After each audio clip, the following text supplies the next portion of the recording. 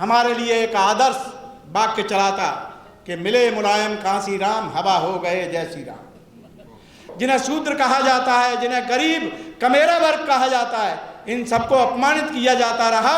और आज जब हम अपने अपमान को बदलने के लिए अपने सम्मान की बात करते हैं तो हमारे सर कलम करने की बात होती है, हमारे संविधान को भी कलम करने की बात होती है। हम इस देश की न्यायपालिका से पूछना चाहते हैं, हम इस देश की न्यायपालिका से ये जानना चाहते हैं कि आप ब्राह्मणवादी न्यायपालिका हैं या संविधानवादी न्यायपालिका हैं। हमारे देश की सरकार भारत के संविधान को मानेगी या आप ब्राह्मणवादी जाति व्यवस्था, मनु व्यवस्था को मानेंगे? हम इसके विरोध में खड़े होना चाहते हैं। आज हमने संविधान के कारण पढ़ा है, आज हमने संविधान के कारण सीखा है, तभी तो हमने जवान खोल करके इतना ही तो पूछा है कि आपकी रामायण में जिस तरह के हमारे लिए गालियां दी गई हैं, हुजूर हमें ये तो बता दीजिए हमारा कसूर क्या है? ये तुम्हारी जो साहित्य है ये गंदा साहित्य है। भंते सकपाल, अनागारिक अगर श्रीलंका से चल के भारत में न आए हुए होते तो इस देश का बौद्ध धर्म भी नहीं बचा होता।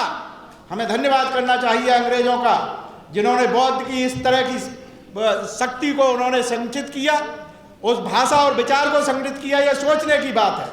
आज जब टीवी न्यूज़ पर हम सुनते हैं कि स्वामी प्रसाद मौर्य जैसे गद्दार का सर काट के लाओ, हम तुम्हें 21 लाख रुपया देंगे, जब राजेंद्र पाल गौतम का सर कलम करने के लिए इस देश में इस तरह की घोषणाएं होती हैं, तो मैं जानना चाहता हूं कि सरकार क्या है, इस देश की न्याय व्यवस्था क्या है?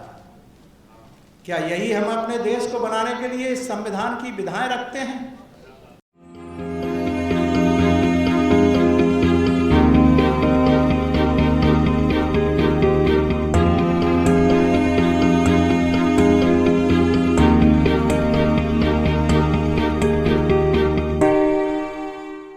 साथियों, जय भीम। मंच पर आसीन सभी का मैं अभिनंदन करता हूं और विशेष अभिनंदन मैं महिला शक्ति में 2 महिलाओं का जरूर करता हूं। और वो महिलाएं वो हैं कि आज जिनकी दम पर यहाँ जो अभी भाषण दे के गए हैं कमल कठेरिया साहब, मैं मिसेस कठेरिया का बहुत बहुत अभिनंदन करता हूं कि वो यहाँ पर इस सभा में आकर उनके उत्साह और उनकी शक्ति के प्रदर्शन को यहाँ पर आई।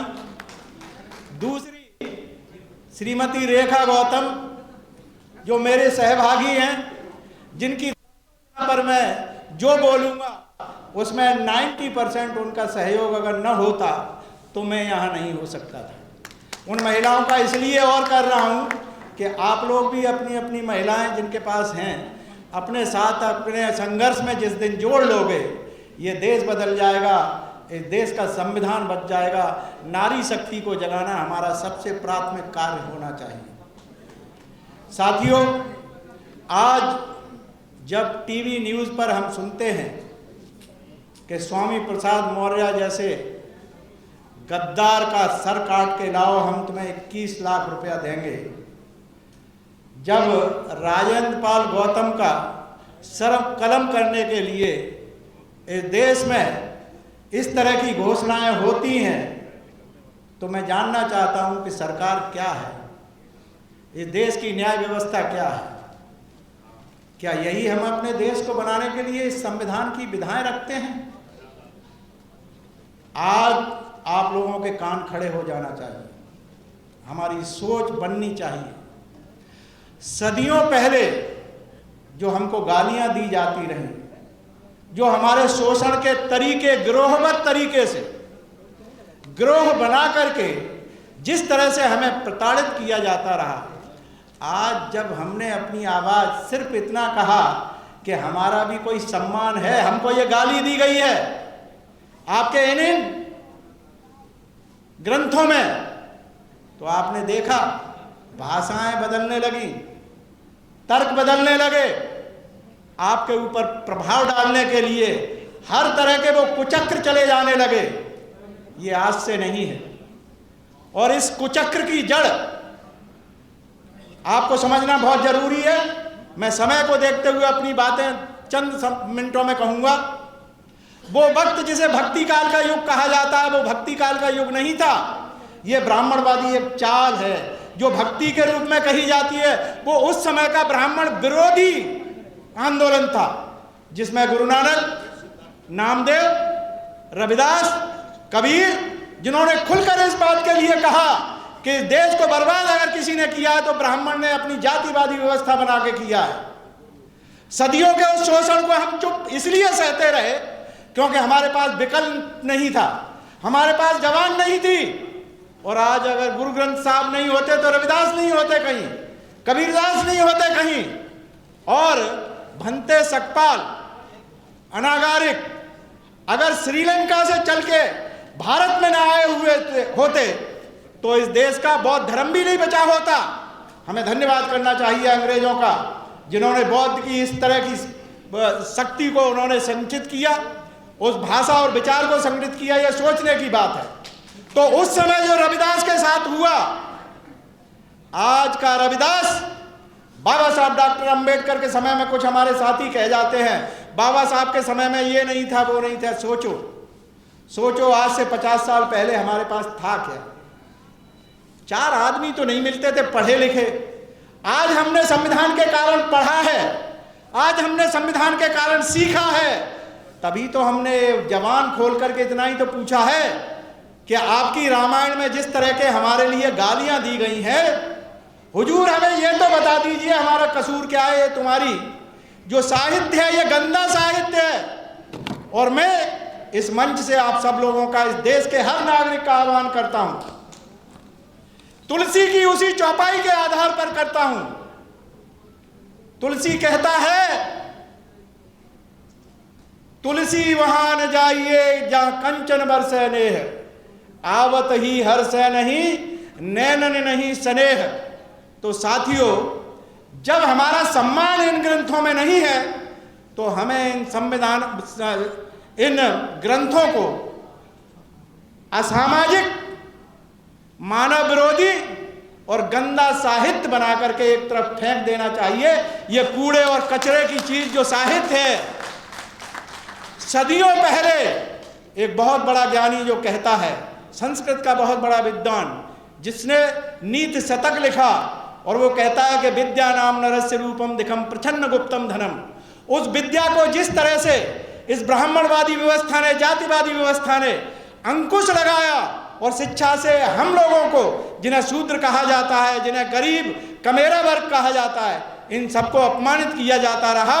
और आज जब हम अपने अपमान को बदलने के लिए अपने सम्मान की बात करते हैं तो हमारे सर कलम करने की बात होती है, हमारे संविधान को भी कलम करने की बात होती है। हम इस देश की न्यायपालिका से पूछना चाहते हैं, हम इस देश की न्यायपालिका से ये जानना चाहते हैं कि आप ब्राह्मणवादी न्यायपालिका हैं या संविधानवादी न्यायपालिका हैं? हमारे देश की सरकार भारत के संविधान को मानेगी या आप ब्राह्मणवादी जाति व्यवस्था, मनु व्यवस्था को मानेंगे? हम इसके विरोध में खड़े होना चाहते हैं और समय आ गया है अपने उन धूर्त नेताओं को भी जगाने का कि या तो एकजुट हो जाइए। आज देश का संविधान खतरे में है, देश खतरे में है, और इस देश को कभी भी देश नहीं बनने दिया। वो एक जातिवादी व्यवस्था बनाने वाली एक कौम है जो हर समय जाति के नाम पर घृणा फैलाती है। इससे लड़ना अब हमारी जिम्मेदारी है। भाई स्वामी प्रसाद मौर्य ने जो संकल्प लिया है, जो अपनी बात कही है, कोई संकल्प नहीं, बात कही है कि ये अपमानजनक टिप्पणियां आपके ग्रंथों में लिखी गई हैं, इसके लिए आप क्या निर्णय लेना चाहते हो? उन्होंने इसके तर्क देना शुरू कर दिए।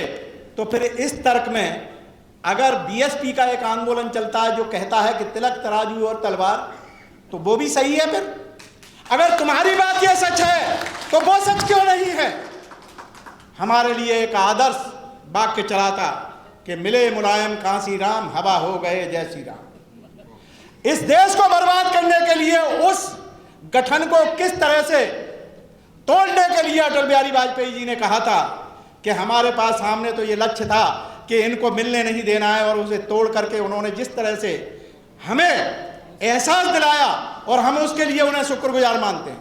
हम तो इस मोदी सरकार को भी शुक्रगुजार मानते हैं, हम उत्तर प्रदेश की सरकार को भी शुक्रगुजार मानते हैं उन्होंने वक्त रहते हमारे गाल पर तमाचे मारने शुरू कर दिए हैं, जिससे हमारी आंखें खुली हैं और हम पूछ रहे हैं हमारा अपमान क्यों होता है। तो उस अपमान से अगर जिंदा अपने आप को कौम कहलाना है, बाबा साहब डॉक्टर अंबेडकर के संविधान को बचाना है, तो जितने भी ओबीसी, एससी और माइनॉरिटी के लोग हैं, संविधान और देश को बचाने के लिए एकजुट होना तुम्हारी आवश्यकता है, ये जरूरत है। और इसको तोड़ने के लिए जो कुकरमुत्ते की तरह से राजनीतिक दल अपने अपने उम्मीदवार खड़े करके कोई 10%, कोई 2%, कोई 3% ले जाता है, इनको वोट नहीं देना है, इन्हें एक सबक देना है। और साथियों, इसके साथ ही मैं सिर्फ एक बात कहूंगा, ये जातिवाद और अछूतपन ओबीसी एससी में जो चल रहा है, उसमें एससी के लोग आपस में एक दूसरे के साथ न खान पान करते हैं, न रोटी बेटी करते हैं। तुमसे सबसे निवेदन है, जो भी सुन रहे हो, आपस में एक दूसरे के साथ खान पान शुरू कर दीजिए। एक दूसरे के साथ में बिना झिझक चौके चूल्हे तक जाने का जब आपको अधिकार मिल जाएगा, एक डर खत्म हो जाएगा, हम में भाईचारा बढ़ जाएगा। और जब भाईचारा बढ़ जाएगा तो हम एक दूसरे के साथ जुड़ जाएंगे। और जब तक ऐसा नहीं करते हो तो तुमसे बड़ा बेईमान और कोई नहीं हो सकता है। इसलिए मैं आप लोगों से आह्वान करता हूं, यहां से जाने के बाद अपनी मलिन बस्ती में जरूर जाइए। जो आपकी टट्टी पेशाब उठाता रहा है, ब्राह्मण उसका अपमान करवाने में आपको भी अपने साथ लेता रहा है, और उसने कहा है कि इसकी परछाई से दूर रह के चलो, और तुमने भी उसका साथ दिया है। इसलिए मंचों से माफी मांगना शुरू कर दो कि ए दलित भाइयों, ए अछूत कहे जाने वाले भाइयों, जिस व्यवस्था को ब्राह्मणों ने तुम्हारे साथ लागू किया, हमने उसमें जो साथ दिया है उसके लिए हम शर्मिंदा हैं। हम आपके साथ में जो करते रहे हैं उसके लिए हम शर्मिंदा हैं, हम आपसे माफी मांगते हैं। आप हमारे भाई हैं, हम आपके साथ में इस तरह की अस्पृश्यता नहीं होने देंगे, और एकजुट होकर के भाई भाई की तरह से आपके साथ व्यवहार करेंगे। जिस दिन ये आंदोलन खड़ा हो जाएगा, इस तरह के ये ग्रंथ कूड़ेदान में पड़े हुए मिलेंगे, इस पर चर्चा करने की हमें जरूरत नहीं होगी। धन्यवाद। जय भीम, नमो बुद्धाय।